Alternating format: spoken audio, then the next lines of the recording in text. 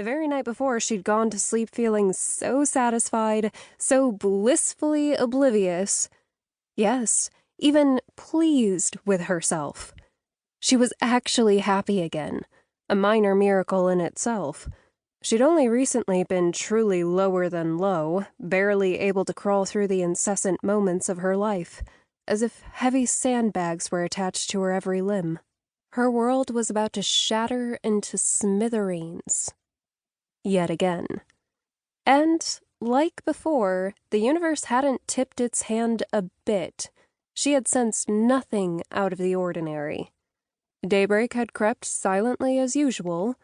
No fanfare, no hoopla, just, here comes the sun again. Trusty, molten ball, pregnant with possibility, lingering below the horizon, ready to blaze yet another path through time on the planet it had faithfully cradled for eons. Then, like always, said planet dutifully rotated.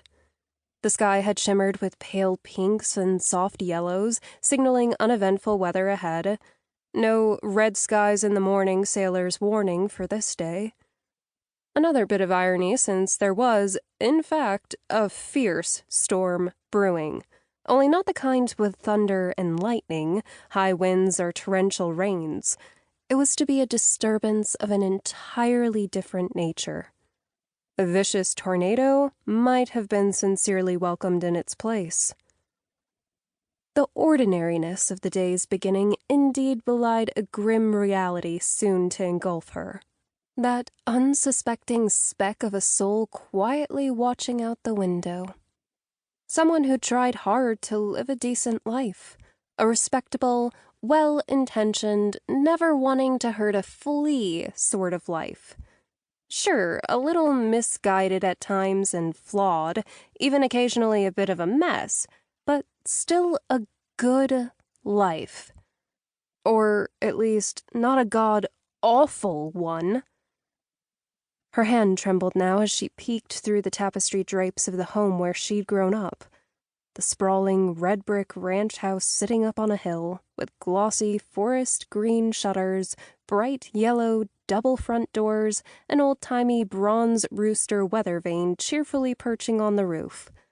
The house seemed to say, "No worries, all's well here."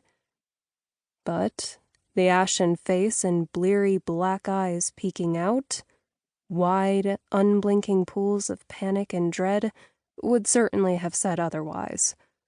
What she'd seen only moments before had sent piercing alarms and snapping bolts coursing through her brain, pinging every terror switch, zapping every corner, vibrating her every nerve.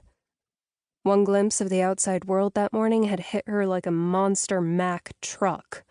She was instantly stricken and left teetering over the edge, about to careen off into a deep, dark pit. A bottomless, greedy hellhole.